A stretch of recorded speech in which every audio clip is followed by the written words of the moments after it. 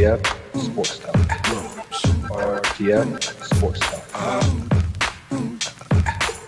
RTF Sports Talk. RTF Sports Talk.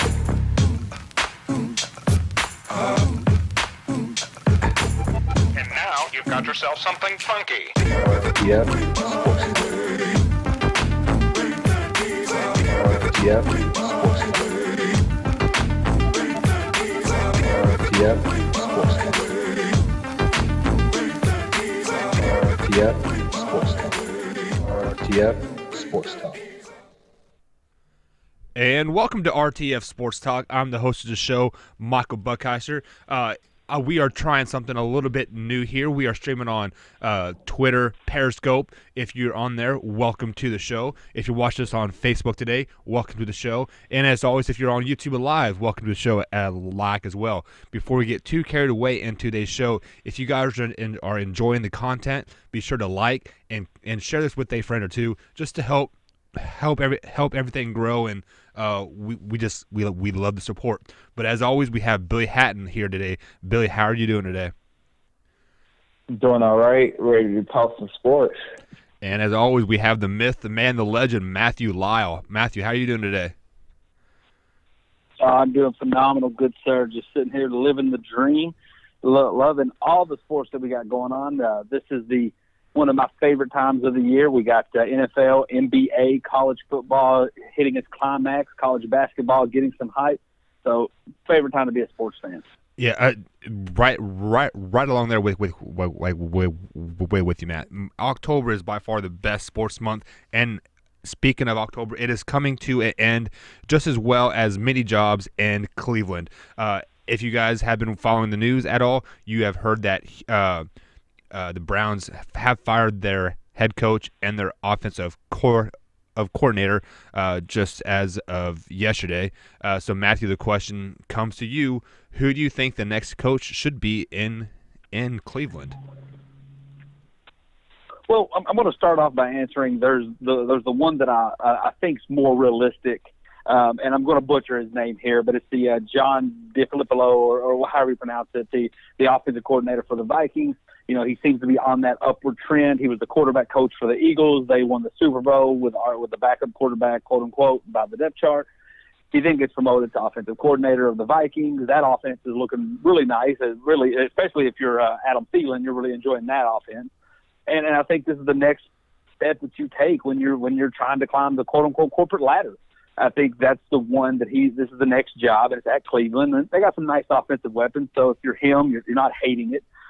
There's also the one that's I don't think as likely, but I would like to see it. That's Lincoln Riley out of Oklahoma. He's Baker Mayfield's coach last year, led them to the playoffs, lost in the semifinals to Georgia.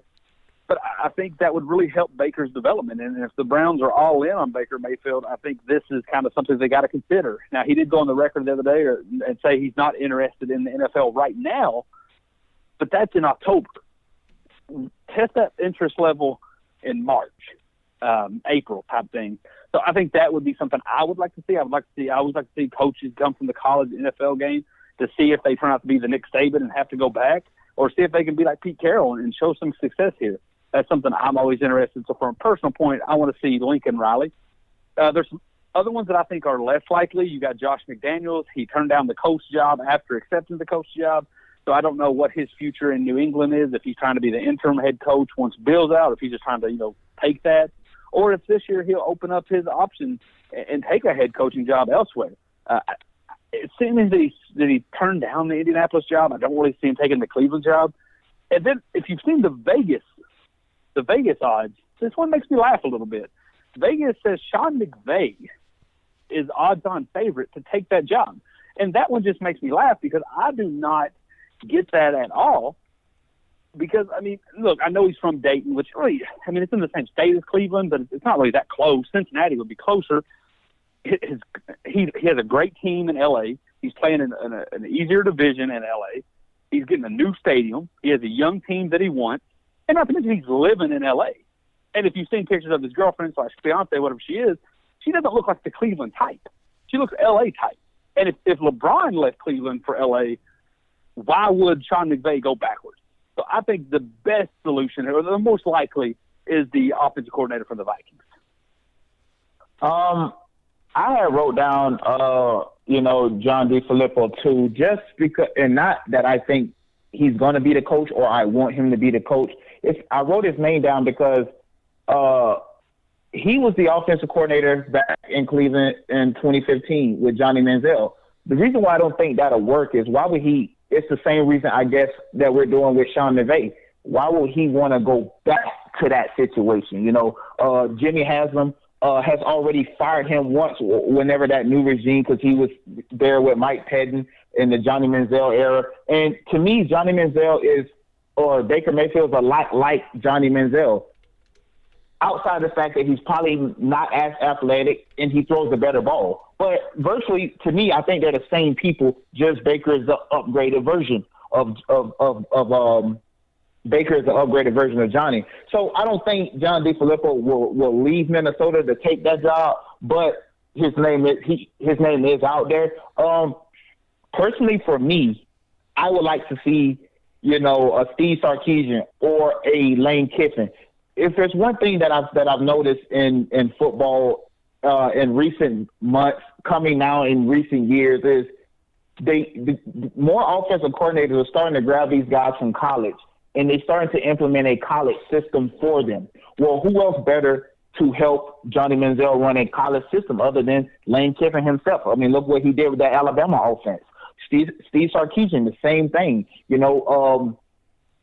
So for me personally, I think you just have to grab somebody that's gonna relate to Baker Mayfield, and that's whether it be a head coach or just his offensive coordinator. Because you can even get a defensive minded coach. I've seen Jim Schwartz's name out there and all that other stuff. But I think whoever you get, regardless of whether it's the head coach or the offensive coordinator, because obviously Todd Haley is gone as well, you have to get somebody that's going to be closely working associated with Baker, who he can relate to, or who he can relate to Baker. So kind of like Sean McVay and Jared Goff. The Fisher thing didn't work out for Jared Goff. Now look what Sean McVay is doing for Jared Goff. Doug Peterson with Carson Wentz. Andy Reid with Pat Mahomes. You got to have a coach there who's offensive minded. I think the reason why the Hugh Jackson, Todd Haley thing didn't work because you had the head coach wanting to be the offensive coordinator and the offensive coordinator wanting to be the head coach. So you have an internal turmoil there. So whoever you get, it got to be somebody that's going to work well with Baker and work well with the offensive coordinator, or offensive coordinator working well with the head coach. Now, before I rebuttal on this, I just got an alert, and it just to kind of keep the late-breaking sports talk going for anybody who's listening live. It looks like Demaryius Thomas is close to going to the Houston Texans to replace Will Fuller's torn ACL, so that's going to be interesting in the future. But to build on what you were saying, that's why I think Lincoln Riley would be the most fun fit, because he'll be able to relate. It'll be that camaraderie that's already there from their really great season last year at Oklahoma. But and I get what you're saying about the offensive coordinator from the Vikings. He already worked for the Haslams. He already worked for the Browns. But as much as we joke about the Browns and the NFL job, there's only 32 of these head coaching jobs, and a lot of times you just got to take them when you can get them. So if he's offered this one, and we've talked about this a little bit off the show, what potential job openings are come available? Is it going to be Dallas and Jason Garrett? I don't think so yet. Is it going to be Goddard down in Tampa Bay, or the coach out of Denver, or up in the Jets? Those guys are pretty new there. I don't know if they're ready to boot those guys out yet. So if the Browns is really the only job that's open, and as much as I rag on the Browns and joke on them, they're not that bad, especially on the offensive side of the ball, and they got the potential on defense as well. I think if that's the only thing stopping you is some bad blood before, I think you push that aside. But I'd really like to see Lincoln Riley there. Oh, yes. I definitely agree with Lincoln Riley. I had him written down in my notes. I just didn't mention him because you said it. I just didn't want to, reharp over that. To your point about the other jobs that could come available, I don't think the Dallas get rid of their coach. As you said, we talked about it yesterday. I think Dirk Cutter down in Tampa, they have a really, really good chance of being fired this year. He was the offensive coordinator, Jameis Winston's first year there with Lovie Smith. Lovie Smith got fired. They elevated Dirk Cutter because they said they needed somebody that Jameis could work with. So they elevated him to head coach. I think he has the potential to be gone this year. Todd Bowles, I think Todd Bowles is another coach that could be gone. For me, if I'm John DeFilippo, I don't want to go back to Cleveland. I know if you don't succeed, try again. Don't try. For him, I just wouldn't go. Another guy that I had written down in my notes that I would really probably like to see, and he has, I guess, that kind of coaching pedigree because of who he's working under now is Eric Bieniemy, the offensive coordinator from Kansas City. He's working with Pat Mahomes. He's working with Andy Reid. I think anybody who's working under Andy Reid, offensive minded, will be a great fit for Baker. So those are just some of the few that I personally want to see. But who knows? They're probably going to go the opposite end of the spectrum from what any of us is thinking. Les Miles. Possibly. Possibly. Alrighty, guys. Here, so moving on. Matthew, thank you for that breaking news there. If you guys are interested in breaking news, be sure to go ahead and subscribe to the YouTube channel. Myself and Mr. Hatton here, we post videos as breaking important news comes available, and we have some facts, and then we post it directly to the page. So be sure to subscribe to the channel and hit that bell icon, and you'll get a notification every time we go live with some breaking news. So moving on to the next topic of today's show, Jameis Winston got benched in the third quarter versus the Cincinnati Bengals in place of Ryan Fitzpatrick here. So far, Jameis's stats on the year, he has 1,200 yards passing, 6 touchdowns to 10 interceptions in just 4 games that he has played. Ryan Fitzpatrick has 1,500 yards to 13 touchdowns to 5 interceptions in his few games that he has played here. So the question is, to you, Matthew, should the Bucs move forward with Ryan Fitzpatrick, and if they do, what should they do with Jameis? Well, if you really truly believe in Fitzmagic, then the answer is clear what you need to do. You need to keep Jameis Winston as the starter, and then the moment he throws you an interception or throws a pick six, you put Fitzpatrick in before it's too late. Don't wait till 4 like you did last week. As soon as he throws that interception, then you put Fitzpatrick in and let that Fitzmagic happen. Let him win you games. Fitzpatrick is only as good as you don't need him, if that makes sense. Like, if you need him to start and you get rid of Winston and you say, okay, you're our guy, he's not going to be very good. But if you're like, hey, dude, we're horrible, go out there and play, he's going to look pretty nice.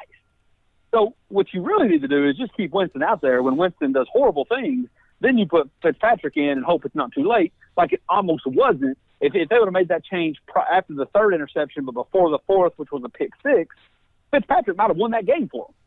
So I say that jokingly to a point, but you got to find a way. I don't know if Fitzpatrick's the answer, but he's obviously he's playing better of the two. You have to find a way to keep getting that quote-unquote magic out of him. But, yeah, if you're doing that, we said at the beginning of the season, if they don't do something miraculous this year, I think this was Winston's last year, and nothing has happened anywhere close to that to change my mind. Now, are you going to be able to get anything for him in trade with his numbers and his off-the-field antics? I doubt it. So you may just have to cut ties and go on. But I do think they are done with him. I think they should go ahead and move on from him. Now, the problem with that is they already picked up his 5th-year option. So now, you're getting into the Redskins RG3 situation of, do you want to keep trotting him out there so he get hurt, and now that decreases his trade value? But if you guys remember, about 3 weeks ago, we had this same conversation before Jameis Winston came back off suspension. I said then, it's time to move on from Jameis Winston. He has not been the type of quarterback that they thought that he would be, drafting him number 1 overall. And it pains me to say, obviously, he's an FSU alum, and I hold FSU more dearly to my heart than a lot of things that I do in life. But in this situation, he has not been that guy. Since 2017, he's 4-12. That is not what you need out of your starter when you giving him weapons. It's not like he's playing with no weapons like Sam Darnold is in New York. He's had the opportunities. He's had the talent to make plays.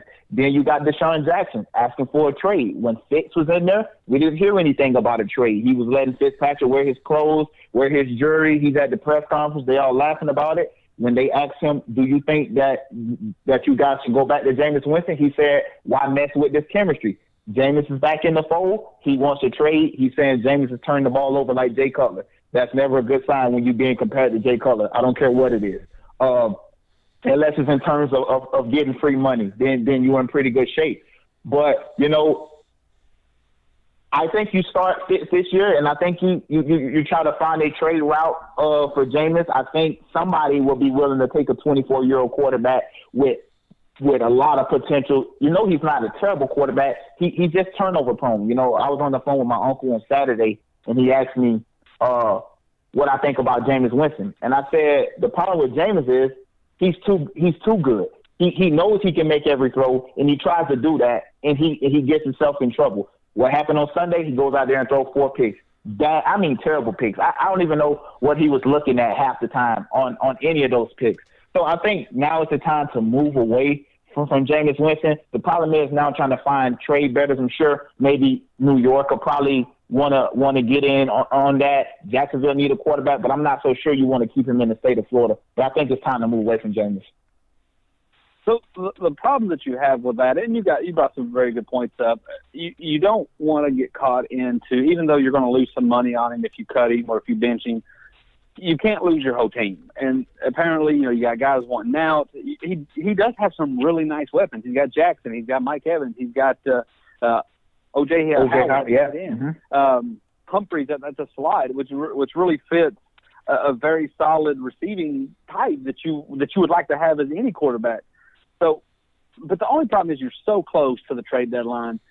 I guess technically if you could trade away that salary, and even if you got a 7th-round pick for him, you could make some light out of it.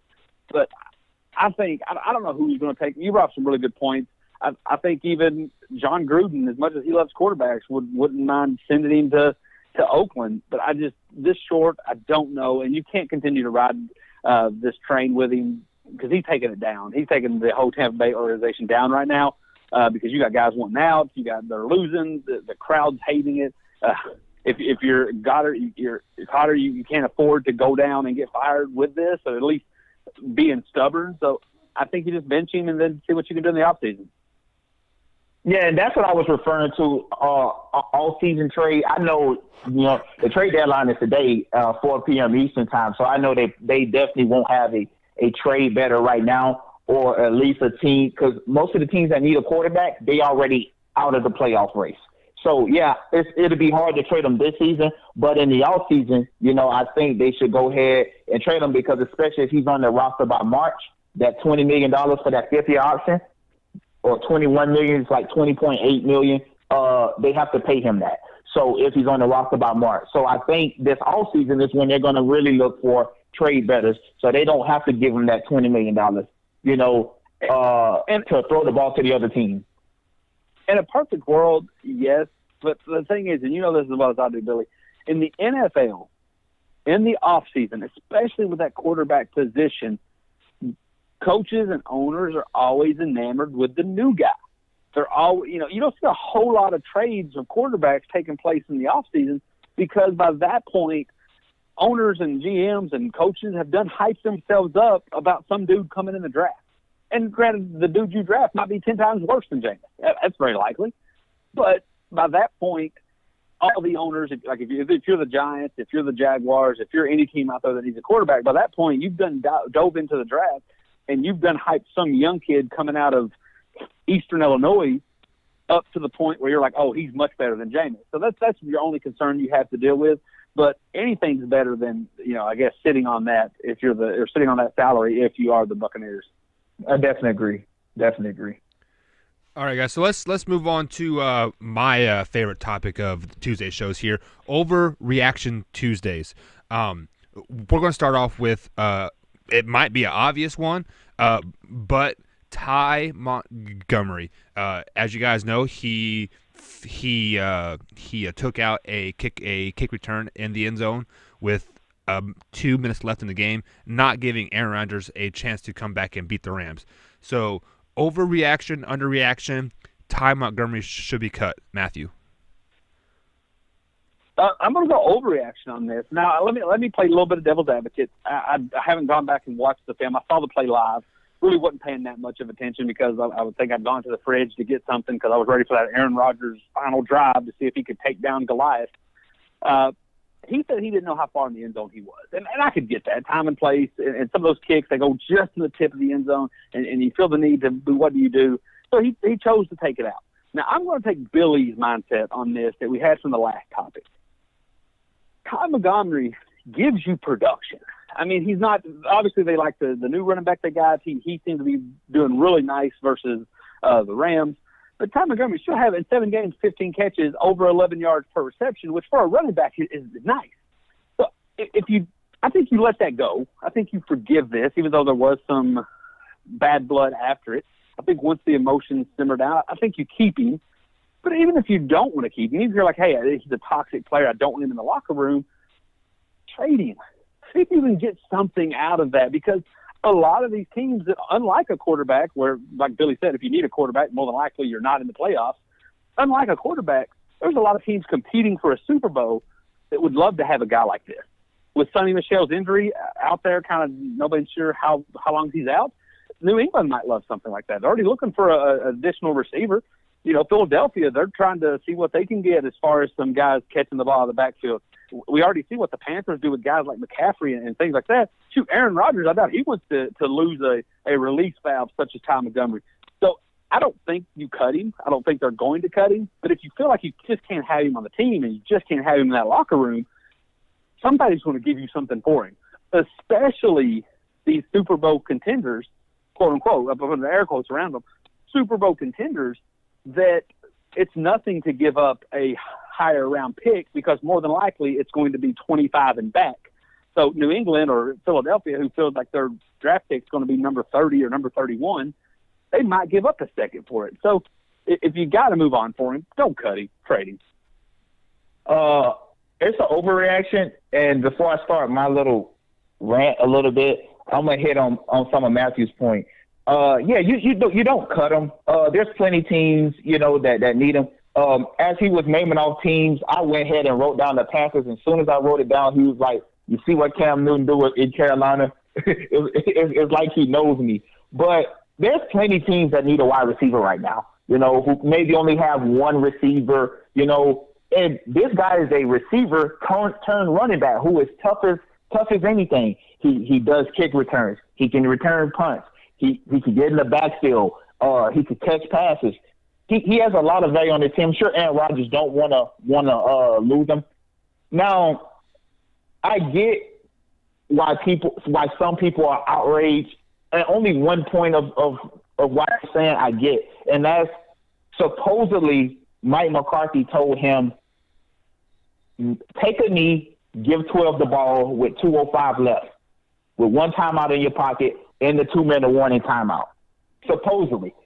I just have a hard time believing that he told this guy that and he just decided just to run out the end zone. Now, a lot of people are saying he was being insubordinate because he missed a block on one of the previous offensive series, the series before, and they took him out and they brought Aaron Jones back in there.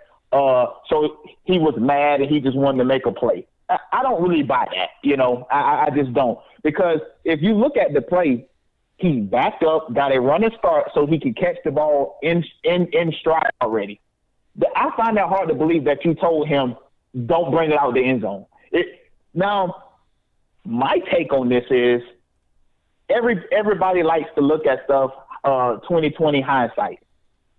Everybody's outraged because he fumbled. I don't even think people care that he brung it out. I think people are so mad because of what happened, the results. You look at the play, he fumbled. But let's say he took that kickoff back to the 45 or to the 50. Would anybody be mad? I'm willing to bet probably everything I got. Nobody would be mad if he returned that punt to the that kickoff to the 50, and all you need is a Mason Crosby field goal, and you got Aaron Rodgers back there, who people tell me is the greatest thing since sliced bread. So for me, I just hate result-oriented people. When you look at the play and say, oh, since he fumbled, he shouldn't have did this. Even if he hadn't fumbled, I don't think we would even be talking about this right now. I don't think, the ESPN and Fox networks would be talking about this for 2 straight days if he hadn't fumbled. So people look at what happened and say, oh, he shouldn't have did this. Oh, they should cut him. Oh, this and that. For me is he tried to make a play. He was only 2 yards deep in the end zone anyways when he caught the ball, He's just trying to make a play for his team, get his team in position. He takes a fair catch there. You only go to the 20. Maybe he thought he could give Aaron Rodgers 10 more yards. All he needed was a field goal to win anyways. Go ahead, Matthew. I was just going to really drive your point home even further. You're absolutely right. This is all, and we've talked about we don't like when sports becomes correct reaction consequences of the action. The reason I don't like it is you brought up very great points. Now, do I believe that he made a mistake and the coach was like, hey, don't be dumb here? And he was like, I'm taking this out no matter what because I want to make a play? Absolutely. I mean, that happens in sports all the time. But like you said, if anything other than what had happened, we wouldn't even have known this. If he would have took it for a touchdown, they would have never said a word. If he had took it to the 50, they'd have never said a word. Even if he would have, the same thing happened, but he doesn't fumble, and Aaron Rodgers didn't drive it down the field, we'd be talking about, is Aaron Rodgers overrated, or maybe he'd have finished it, or is he the GOAT? But we would have never touched on this point. I doubt we would have even known this had everything happened, but the booth reviewed and said it wasn't a fumble. This is the only reason this is a thing is because he did fumble. And you know what? There's so much going on in the NFL. Me and you was joking about, or at least talking about Josh Gordon and his shenanigans. There's so many things going on in the NFL with players that you really can't. I'm not even about punishing players for trying to make a play. And there was plenty of times that where if 9 of 10 of the 10 possible results, whatever that could be, if 9 of them had happened, we wouldn't even be talking about it. I'm definitely not punishing or taking action against any kind of player that is just passionate and trying to make a play. For sure. All right, guys. So the next one that we have wrote down here, Klay Thompson had a record-breaking night last night. I believe he hit 14 3-pointers in one game. Excuse me. So the overreaction is that Klay Thompson is a better shooter than Steph Curry. Matthew. Dude, this is literally the title. This is why this segment exists. Because I don't know if you have a more overreaction, and not the fact that you said it, just the fact that we had this same conversation. Was it 2 weeks ago, Billy, when Steph did close to the same thing? Is Steph the greatest shooter of ever? Now, 2 weeks later, Klay does a little better, hits, I think, one more three-pointer than him, scores 1 or 2 more or less points one way or the other in about the same amount of time, and now this conversation. So my answer is going to stay the same that it was 2 weeks ago. Klay is the more consistent, more fluid shooter. He's the one that takes it right outside the three-pointer like Steve Kerr and Ray Allen did, and he's going to hit it more consistently. Steph's the excitement guy. Steph's the guy that's launching it up from half court. Steph's the guy that's lobbing it up in the air 200 feet and dropping in as nothing but net. That's Steph's thing. We said, I think you brought the point, and I even agreed with you on that, Billy. Clay's the better, consistent, accurate shooter. Steph just brings the excitement and the joy. And that's why I think they work off each other so well. Steph, even though none of them are real big talkers like Draymond, Steph's the more showboaty guy, the dance, the lobbing it off the backboard and they're going in on the other goal, crazy stuff. And Klay's just the guy that if you need me to score 50, I'll score 50. If you need me to play defense and shoot once, I'll shoot once. But when he starts shooting, yeah, I think he's a better shooter, more consistent at least. So that's why I would say it's not an overreaction. Because I've been saying this for, 3 years now, maybe since the 2015 season, that Klay Thompson is a better shooter than Steph Curry. A lot of people don't want to hear it because of a lot of the points that Matthew brought up about Steph. He's the flashy guy. He's the I'm going to pull up from 30 and dance when I shoot it. And Klay Thompson is just a he's the mellow guy. I'm just going to shoot this three. Maybe I get hyped in the timeout of my teammates, kind of hype me up, you know. So people don't want to hear it, but I think Klay is. I said before, Steph is a rhythm shooter. I guess this won't help my argument with Klay, but at this point, before last night, I think they said Klay was shooting like 17%. He was like 5 of 26 or something from three on the year, and then boom, all of a sudden, you know, he had a 14-3 game in 27 minutes, which is crazy. You know, fun fact here: Steph and Klay are the only two people that done that. You know, I think they've done it 5 times, and the rest of the league combined has only done it twice. So that just shows you what kind of rare air we talking about with Steph and Klay as shooters. But to me, Klay is the more consistent shooter. I think he's the better shooter. And could that be because Steph takes 30-foot threes and Klay Thompson takes the bare minimum 24-foot threes? Who knows? All I know is from three, I think Klay is the better shooter, just in my imagination. So I'm going to say it's not overreaction. Well, the only reason I agree with you on that is the statement itself isn't overreaction. No, but I get why you said it's an overreaction. Yeah, I get why you said it. The overreaction is the overreaction in sports. And if we went to a diagram that if you were to make one, and yes, Klay at the tip-off yesterday, Klay was the worst three-point shooter in the league, taking over 30 attempts. Yep. So, but look how quick that turned around. So you can't really put much factor, as I will allude to in another question that I'm sure will come up later on. You can't put much juice in game 5 or game 6. So I think what you would have to go to what we talked about with Steph, on average, Klay's going to probably shoot 8 to 12 threes a game, and he's going to hit 5 to 10 of them. You know, he's going to hit those numbers. Steph might go 18 for 20, or he might go 2 for 20. So that's where, you know, Steph gives the impression that he's the better shooter, and I enjoy them both. I think they're both great. I hope they never split up. For sure, yeah. A dynamic duo. But I think Steph gets the love because when he does hit, it's never just 14 to 24. It's like 14 to 15, and they're off in crazy land. Well, I guess since it's 14 the most, it's like 13 for 15, and it's all from 500 feet, it seems like. But when Klay does it, it's kind of like, look, we're talking about the showboating that Steph does. The craziest thing Klay did on this record-breaking night was put a headband on. And that actually had a purpose. It was to cover up some stitches he got. But they were talking about him looked like a Jackie Moon off semi-pro. But even then, he didn't showboat. Like, that was his showboating was, hey, I'm going to put this headband on and look funny. You know, Steph's out there doing, and I have no problem with it, but Steph's out there shimmying, doing dances. I'm sure if he could do backflips, he'd be doing them. He'd probably shoot a free throw mid a backflip if he could. So, I mean, I think they feed off each other well, but I guess for the final point of the question, yeah, he's the more consistent. All right, guys. Yeah, I definitely agree with that. All right. So let's move on to the next overreaction here. The reaction that I'm getting here is that the New York Football Giants should bench Eli Manning and tank the rest of the season. Overreaction, underreaction. Matthew Lyle. What do you want from the season?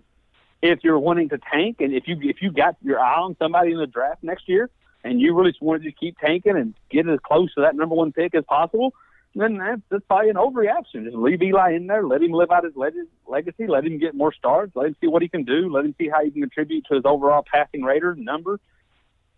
If that's what your goal is, then let him go. But if you have somebody, if you like the kid that you just drafted out of Richmond, if you want to see what you have, if you want to try to end on a good note for the organization and for the fans and for the city, then yeah, you bench him. You see, because what do you have to lose? Absolutely nothing.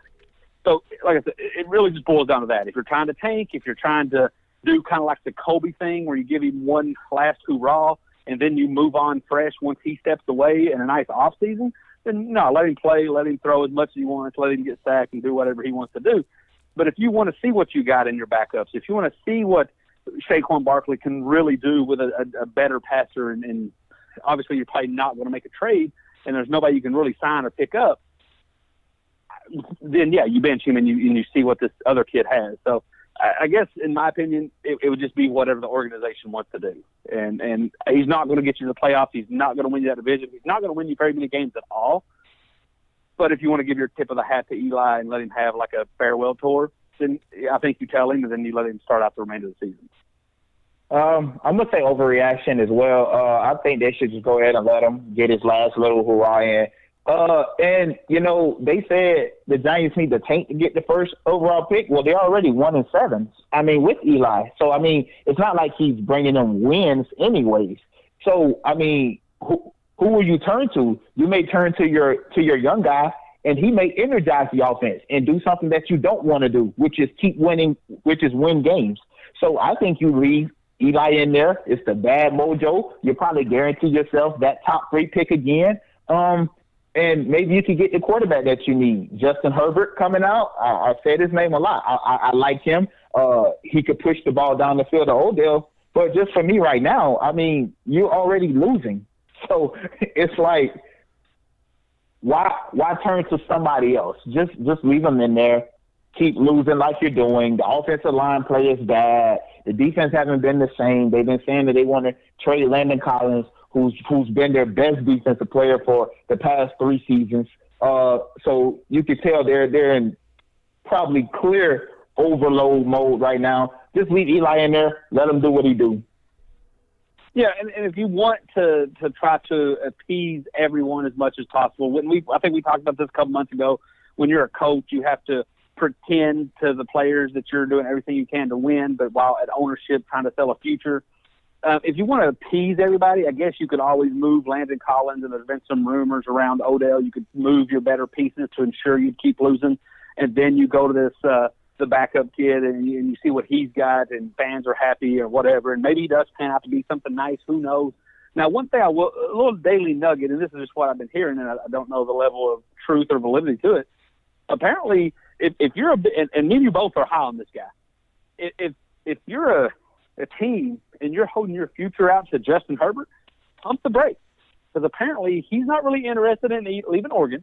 Now, I will say with an asterisk next to it, everybody says that in the middle of the season, but apparently his brother's coming in next year, and his brother's a tight end, and he wants to play 1 year in college with him and his brother. So and I know there's other quarterbacks, and you could fall in love with any of them, I guess, if you scouted them enough, but we talk about Herbert a lot, and if a lot of teams are holding out for him, this might not be the year to tank. That's a very good point, because I haven't heard that piece of information you just, and that could very well be true. You've seen it a few times in college where guys don't leave. I believe the Kimbeachy brothers, I think he did the same thing down in Ole Miss, right? He wanted to play with his brother, and he waited 1 more year. It's slipping my mind. Another guy who wanted to play with his brother. LeBron James even said that he wanted to stay in the NBA so he can probably play with his son. So I definitely wouldn't snuff at that idea that he could probably go back to college to play with his brother. That's for sure. All right, guys, and I'm going to add one more overreaction, underreaction to you guys, kind of a surprise pick. Hold here. on, hey, Mike. Yep. Mike, I just got to that breaking news that Matthew said earlier. Yep. They have traded Demaryius Thomas for draft picks to the Texans. Two picks. All right, guys. So you heard that here first on RTF Sports Talk here, that Thomas from the Denver Broncos has been traded to the Houston Texans for draft picks for, I'm assuming, for 2019 and one for 2020. Does that sound right? Probably, because it says 2 picks. It didn't specify which ones, but it just says 2 picks here.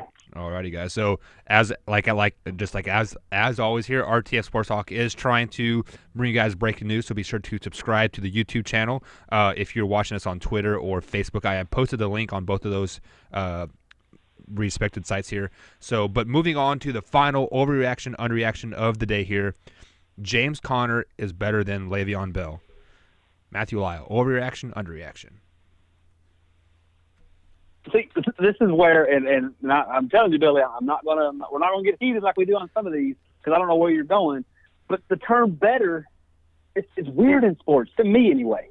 So, better as in he could go to any team. He could go to the Jets. He could go to the Browns. He could go to the Raiders. He could go to the Giants. He could go to any team, the 49ers, the Cardinals, and be great. No, if I'm any of those, and this is what we talk about when we talk to who's the best quarterback. You give me the worst team in the NFL. The worst offense, which is the Titans, Bills, and I get to pick Connor or Le'Veon, give me Le'Veon.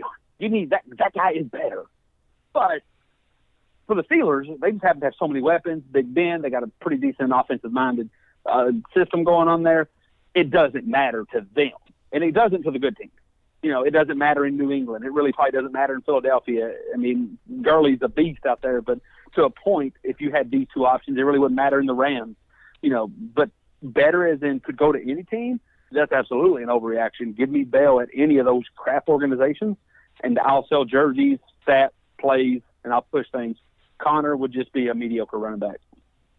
Before we start on that, Mike, to your first question, it was a 4th and a 7th round pick of next year draft, so 4th and a 7th round for Demaryius Thomas. Wow. But I'm going to say overreaction. I'm just like we had that conversation a few weeks ago on the Carmelo Anthony situation.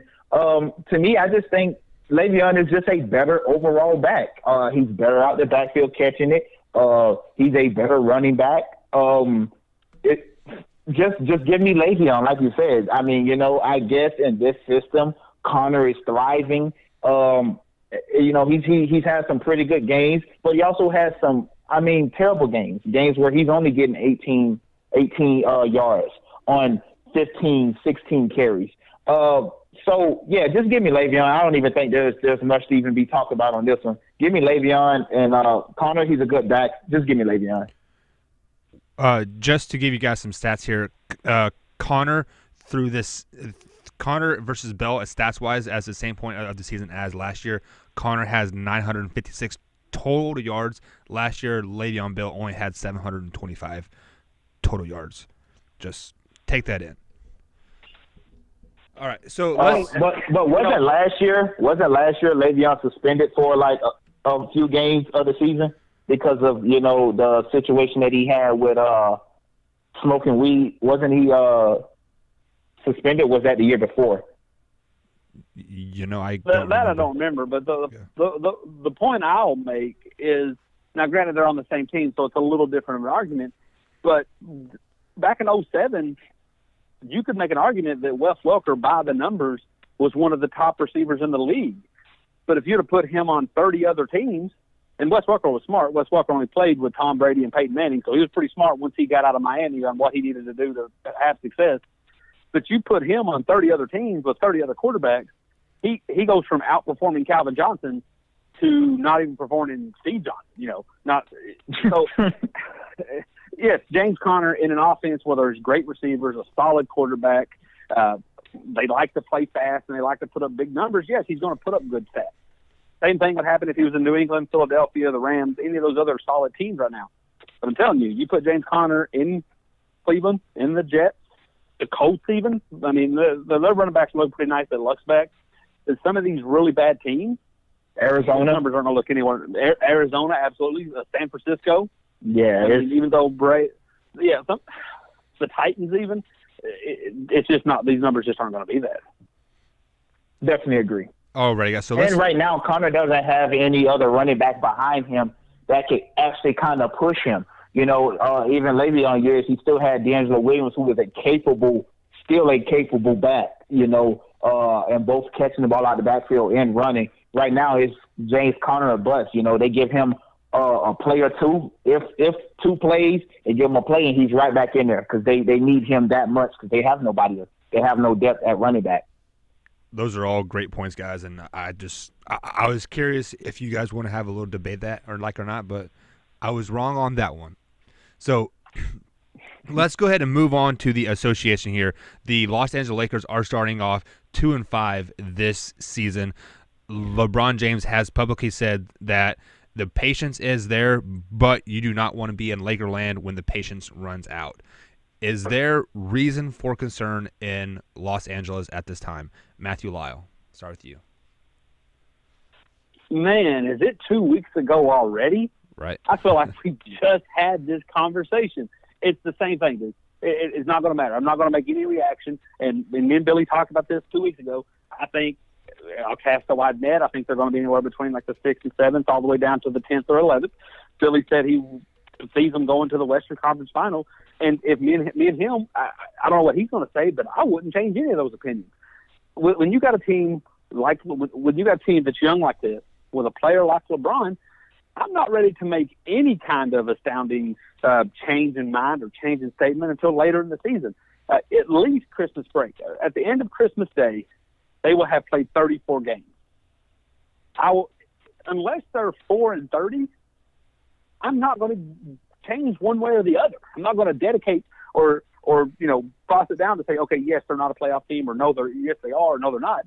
Because even LeBron, the way he plays and the way some of these other teams take games off in bunches, they could easily be 14-20 and still probably sneak or at least be competitive as a 9 or an 8 seed.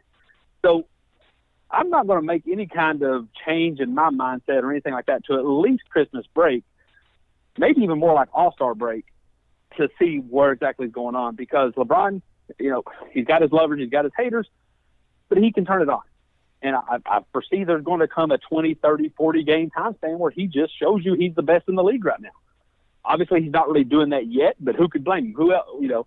He's in his, 18th, 19th year. Why would he do it this early? Or 14th, 15th, whatever he's in. Why would he do it this early? So I'm not going to change my mindset that I've had on the Lakers and their potential, or LeBron and his potential, until at least December 25th, if not later. And just like Matthew, he said it. Why would you change? It's only been 7 games. It's an 82-game season. I said it the other day on the show. The Miami Heat, with 3 All-Stars, 3 Hall of Famers, all in their prime, was 21-20 at the All-Star break. That first year in Miami, 2010. So obviously this team is not that Miami team, but they have enough young talent that they can get it going. I think the problem right now with the Lakers is really LeBron James. I think the young guys are doing a really good job at getting him in position to close the game. I was flipping back and forth last night from the Patriots game to the Lakers game, and at the end of the game, LeBron passes up a shot down 2, and he gives it to Kuzma with 5 seconds left on the shot clock. And what does Kuzma do? Because he's going to shoot it. He's a better version of Jordan Clarkson to me. Every time he get it, you can just expect for it to go up. But he had no choice this time because LeBron is not giving them options to you're the leader of this team. You have to bring these guys home. They haven't lost. They really haven't got beat, really, in none of these games so far, really. They've been right there in every one of these games that they lost, and it was waiting for LeBron to take over. So if my only problem is LeBron taking over, I have no concerns about that, because I know when it comes down the stretch and games are starting to get hot and the playoff race is starting to heat up, I know what LeBron James is going to do. Another problem that I see that they have is when JaVale McGee is not in the game, they can't get any rebounds. They can't block any shots. So I think, that could be solved. Just get another big man or so. So right now, for me, there's no really concern. It's only 7 games in. There's plenty of time for these guys to get hot. And if anybody knows LeBron James, I've been watching LeBron James since I was in high school. When he has new teammates or there's a new series, he's like to feel guys out. And I think this is his filling out period. He's trying to see, okay, who can I trust in these moments? How do they respond in these types of situations? So, no, I have no problem. I have no concern. I think they'll get it. I think they'll get it together. Okay, so I'm not there with you, Billy. And let me add on to that. Just one second, Mike. Let me just kind of build on that. I think that's a great point. And I always say, LeBron's in a weird situation because great players don't make good coaches, in my opinion, because they expect too much out of everybody. And when you're a head coach, Kobe couldn't. I don't think Kobe could be a good coach because he thinks all 12 people on the roster is going to play as good as he did, and that's just not realistic. Yeah. But I think it's all right for a player / coach, as they like to do. LeBron, let's be real, LeBron does a lot of coaching on his team. I think it's okay in that situation because now he gets to put his players in situations and save Luke Walton from doing that. You said, maybe Kyle Kuzma has shown in practices that he's hesitant to shoot certain shots. Well, LeBron's like, no, not on my watch. You're going to. Or maybe the organization is really curious to see what Lonzo Ball can do, and maybe Luke Walton just doesn't really know how to bring that out of him, LeBron says, hold on, let me see what I can do. You know, we was talking about this with Baker Mayfield, wanting somebody they can relate to. I know Walton's a younger coach, but you don't get much more relatable than best player in the game right now. So I do think that you bring up a very good point. I think these first 30 games is him seeing what everyone can do. And then the last 50 games, all right, guys, I know what you can do. Look what I can do, and let's see how we can get that to mesh. Now, I'm not, like I said, I'm still not changing a bit. I think they can go as far as the 6th seed, or they can miss the playoff as the 10th seed. So, but I think I'm right there 100% with you, Billy. I think that's what he's doing. He's testing these guys. He's creating situations in games to where they have to pull off a play or they have to make a decision, and then he's going to fit his play based on the decisions and what he's seen over this first couple months. Okay, so let me challenge you guys' thoughts here a little bit here. You go like you guys are both saying that, hey, it's only 7 games into the season. Calm down, pump the brakes. But the Cleveland Cavaliers just fired their head coach 5 games into the season here. So what is the difference raised of concern in Cleveland versus L.A.? Shouldn't you let it play out till Christmas or the All-Star break in Cleveland? No, as well? because – and the reason that is Cleveland did not hire Tyronn Lue to be Cleveland's coach.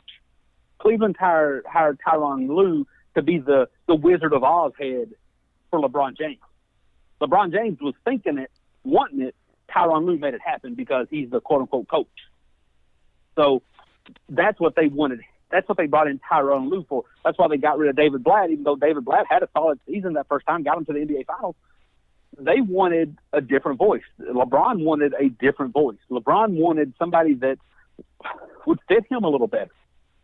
And that's what he was brought there to do. That's not the same voice you want listening to, or you want your players listening to, or you want your players leading your players once LeBron's gone. Now you need another voice. So I think what they did was they said, okay, well, Tyronn Lue did get us a title, even though LeBron was here. Let's see what he can do without LeBron. At that point, you've already had your mind of what you want Tyronn Lue to do. Tyronn Lue didn't do it, so he was done. I think that's the difference. I don't think Cleveland brought him in to be an actual coach, opposed to being just a voice for LeBron. And Mike, short answer is the Cleveland Cavaliers don't have LeBron James. I think if they're 0-6 maybe to start the year with Tyronn Lue, if LeBron James is there, maybe they keep Ty Lue. Why? Because you have LeBron James. Anytime you have LeBron, there's really no room to panic. I mean, LeBron has not played good basketball. You know, let me throw some numbers out here to you. He's averaging 27, 8 rebounds, and 8 assists, 9 rebounds, and he hasn't played good yet. So, and then it goes back to the point of what I said earlier. Well, the Cavaliers are winless, first off, and they haven't looked good. So you fire your coach in that aspect because the team hasn't looked good. You know, as the case with the Lakers, yeah, they've only won 2 games more, but they've competed in all of these games. As I said, they were there in the Portland game. They were there in the first San Antonio Spurs game. They were there in the other San Antonio Spurs game. You know, they were there last night. They've been in all of these games right there and LeBron pointed out in his press conference, he said it. He said, we've had leads and we lost it. They've been right there. The Cleveland Cavaliers just hasn't competed well. They are not a good team. That's definitely post LeBron life. You know, but so that's why you fired Ty Lue, because your team has not played well. And Luke's situation is like, well, what else you want Luke to do when you got LeBron James on your team and he's just not taking over? I think that's a different take. This is the noise I make when there's more breaking news. Golden Tate to Philadelphia for a 3rd-round pick. Hold on, who? Golden Tate from the Lions. Oh my to God! Philadelphia, 3rd-round pick. That's a big game changer. And on a last follow-up of the previous thing, Emmanuel Sanders and Von Miller are not happy with Thomas being shipped out. So, didn't mean to cut you off there, but I had some breaking news. No, I was done with my little thing anyway, so I was wrapping it up. That's going to help Carson Wentz out a lot, man. You know, giving him another receiver on top of Alshon Jeffries, and also you already have the tight end. Ertz, I believe it is. Yep. Listen, I guess that's going to offset that bad running game since the injuries. Just one quick conversation before we get into the next segment on this. As a New England fan, I'm a little shocked, and I'm a little curious about a lot of reports I heard about. The report was, and I'm quoting this, New England is shopping an early round pick for an elite receiver, preferably one that didn't want a big contract, pretty much a renter receiver, somebody in their final year that's a veteran that could get Tom Brady over maybe get Tom 1 or 2 more rings. Well, and listening to those names, there was 3 names in that. One, it was Tate, it was Thomas, and it was Deshaun Jackson. Well, Thomas went and got, and I wouldn't consider none of those picks he went for to be early round. Tate went, and it was for a 3rd round. Well, the reports I heard was New England wanted to give up an early round pick. 3 seems like a nice pick to me to give up, especially if you're a team like New England and Belichick. I mean, I don't imagine how much you lose sleep over losing a 3rd round pick. So maybe they're trying to make something work with Jackson, but it just really kind of surprises me, unless these 2 teams did not. Actually, the more I think about it, the more the Lions one really baffles me because Patricia's there. I mean, Patricia wouldn't want to give a little tip of the hat to Belichick. If those reports are true, that New England is truly looking for an elite receiver, and they got other holes they need to fill. But, I mean, the report was they wanted an elite receiver, and Golden Tate was on that list. I mean, everything that I read in that report that New England was willing to do, they took for Golden Tate. So that one, I'm really baffled by that. Well, if the Patriots are looking for a elite receiver, Terrell Owens was at the Buffalo Bills game last night tweeting live. And so, I mean, T.O. is still in pretty good shape. They can get him. I'm not saying a word. Yeah, I'm not going to address that, Mike. But, Matthew, let me ask you a question. Would you want to trade with New England? Would you want to make them better? I mean, the Cleveland Browns are stupid. We know what Jimmy Haslam and his people and John Dorsey is doing over there in Cleveland. Well, I should say we don't know what they're doing. But if you're any other team, would you want to give the Patriots any more ammunition? Would you want to see Tom Brady in another Super Bowl? Points. I wouldn't. I think that's what's going on right now. Nobody's willing to deal with the Patriots right now because of that situation. Well, I mean, don't be too busy. Because, I mean, remember, the Eagles just won a Super Bowl. And, I get it, not wanting to tip the scales, but it's not like you traded him. The Texans trade I get, because I think the Texans are quite a bit away from a Super Bowl run. Maybe a playoff run, but not a Super Bowl run. The Eagles, I get what you're saying historically. You don't want the Patriots to continue to turn, get chicken salad. The Eagles just did it. But I think that's why you would see a lot of people deal with the Rams right now because they're already 8-0. Who's going to stop them? Why give them more weapons? Yeah. So, and a lot of that little thing I just said came from a frustration as a fan. Because I'm excited to get Golden Tate. I'd be excited. I'd be excited to get Deshaun Jackson. I'd be excited to get Odell Beckham. But knowing that I don't know how realistic that is, and seeing how you let, I was equally as frustrated last year. Or in the offseason when New England needed another pass rusher and Michael Bennett went for like a 5th rounder. And I was like, oh, New England, you could have easily gave up a 5th rounder for Michael Bennett. And that's their type of player. Right. And I think at the time they even had his brother. So, whatever. But so as a fan, I'm just like, you were clearly looking for that. You were clearly willing to give that. I think Golden Tate fits that because he's in his final year. What receiver wouldn't come to New England, give 110% for 10 more games? Hopefully win a Super Bowl, and then go get yourself some money. So, I don't know, maybe something bigger. But that's why I think Deshaun Jackson will actually fit that mold better for Brady because he can really take the top off the defense. That'll really help, Edelman. Because Josh Gordon they've been trying to work him deep, but he's been catching a lot of, out routes, slant route across the middle. I think Deshaun Jackson will really just take the top off. Well, and that goes with the rumor. Maybe this is one of the reasons I thought they were working on Tate, Thomas, or Jackson because apparently Hogan's on the market, which makes sense only if you're bringing in a new receiver. You don't get rid of Hogan and then look for another receiver. You don't get rid of your car until you have a new car. You don't move to your apartment until you have a new apartment. So I thought something was coming, and something still may be coming. But for Hogan to be on the block, which would make sense, and man, let me tell you, Jackson on one side, Gordon on the other, with Edelman and Gronk in that middle and slot. I'm telling you. Yeah, that'd be nice. It'd be dangerous. All right, Mike, on to our last topic. I'm pretty excited about this one. Alrighty, guys, here. So, just like as always, if you are into the breaking news, be sure to subscribe to the channel, hit the bell icon, and Billy and myself will bring you the final 2 hours of the NFL trade deadline if anything happens. But moving on to the final question of today's show, with the Boston Red Sox winning the World Series this week, Matthew, the question comes to you: Is Boston now the best sports town in America? You know, I take a lot of things into consideration when somebody asks me if something's the best, and everything's got its own to-do list on what makes it the best. So I look at Boston, and I'm going to say yes, and in the sense that they're successful in every sport, historically and now. They're passionate about it. You know, they got the Celtics' second most NBA championships of all time. Since 2000 or since 2008, they won a title. They've made it to a final. They made it to another final, made it to a couple of other conference finals. You got the New England Patriots, who, all their success has come since 2001, but they did make a Super Bowl in 1996, and I think another one in 85. You got the Red Sox, who had tons of success pre-1900s, went through the curse of the Bambino, and then since 2004 has won 4 World Series. I believe the Bruins have 6 Stanley Cup Finals championships, and one as recently as 2011. So your 4 major sports in America, and obviously they don't have a college sport to contribute, which not really of the bigger cities do. Of your 4 major sports, there's success, there's multiple success, and there's recent success.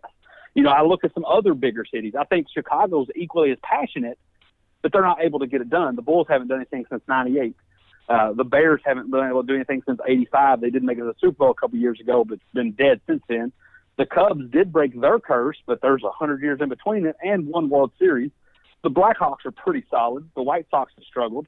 And then you look at cities like Miami and L.A. I mean, L.A.'s so big and they have so many teams. There is success there with the Lakers. Not really a whole lot of Super Bowl success. The Clippers don't have any success. There's some baseball success with the Dodgers, but a lot of that came when they were in Brooklyn. The hockey teams, I think the Kings did win, but other than that, they don't do a whole lot with that, and rightfully so. And with LA and Miami, those people would just rather go to the beach. If their team's not winning, I'm going to the beach. New York is very passionate, but New York does have success. The Giants have 4 Super Bowls. The Jets have a Super Bowl. The Knicks have a title. The Yankees have 27 titles. The Mets, I think they have a title. But the problem is, like, that gets diluted because not a whole lot of that's recent. And you're expected to win a lot of titles when you have 8 teams in a city. You know, they have 2 NBA teams or 2 NFL teams, an NBA team. If you count Brooklyn, I wouldn't in this situation. The Yankees, the Mets, you have 2 MLB teams. I think they have 2 hockey teams. I'm not for sure. And when you count all that in, you may have more titles than Boston in your entire life. But, man, that's been over 100 years, and none of it's recent. Boston's giving you the history, and they're giving you the now. I'm a big Patriots fan, could care less about Boston, the Red Sox, the Bruins. But if I had to live in a city and just be a part of that, I would love to live in Boston. And you know how passionate they are about their sports. Oh, I'm going to echo all of those sentiments. As I was looking through this, I was like, no, the Boston, they got a good thing. And to Matthew's point, I didn't even count the Boston Celtics. How stupid of me when I was writing down my notes. I wrote down the Red Sox, the Patriots, and the Bruins. How could I forget the Boston Celtics, huh? But yeah, I mean, I think the Boston sports is head and shoulders above any other city. You know, even if you take New York, you know, you're really only taking, you know, the Yankees. Yeah, the Giants have won 2 Super Bowls.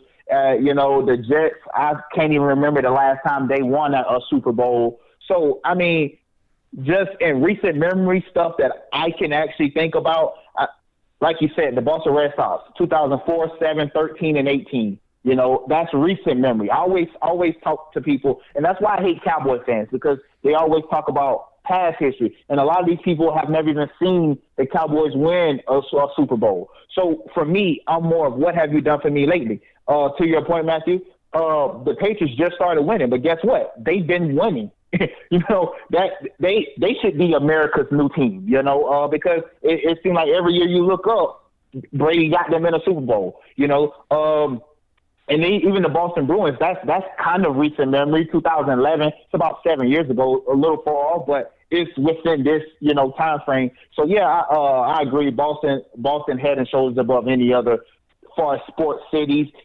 title town and all that other stuff. Yeah, Boston for sure. Because, if you take and you get subjective when you talk about recent history. Some of these sports like baseball goes back forever. But if you take the last 100 years, which you would have to do it in other cities to even be competitive, you have New England with 5 Super Bowls, which is I'm going to consider that a Boston suburb, especially since New York considers all those teams a part of New York City. Yeah, you got New England 5 Super Bowls. The Celtics with 26 world titles. The Red Sox with 4 World Series, but I think they have 4 or 5 others. I think they have 5 others stemming back prior to 1918. Yeah, it's crazy. So then you also have, and then hockey. They won their first Stanley Cup in 1929, and they've won one about every decade since. So I can't say anything against it. And, New York does by numbers run close, but, man, how many teams have you had to have to get that? I definitely agree. New York can only hang their hat on, their 27 World Series, and I get it, but as far as a city, as a whole, all of the sports, yeah, you got to say Boston. And just to wrap this segment up, just take this into account here. Since 2001, Boston, I believe, has 14 world championships in the 4 major sports. So that's basically one every 9 months, more or less. So just take that into into effect. I saw a thing on Twitter the other day. It actually said, the city of Boston, or the Red Sox, broke a 300-day championship drought for the only city that counts their droughts in days. So, to know that you went a year and a half without winning a championship in the city is absurd. When you got cities like Cleveland, who, if you take away the Cavs and what happened in that finals, you're talking decades. Right. So, well, guys. Yeah, I definitely agree. That Boston sports, it's unbelievable. It would definitely be a great the same town for to live Florida in. sports. Florida sports. I wish Florida sports did as well as that, so we can have something to hang our hat on. We only have college sports. Well, if you cut out Florida State, they're doing pretty well. Florida State got 3 national championships. We have won the last national championship for any college team in the state of Florida in 2013. Miami haven't won since 2001. Florida hasn't won since 2008 with Tim Tebow. You have UCF won last year. Yeah, exactly. Who do you ask?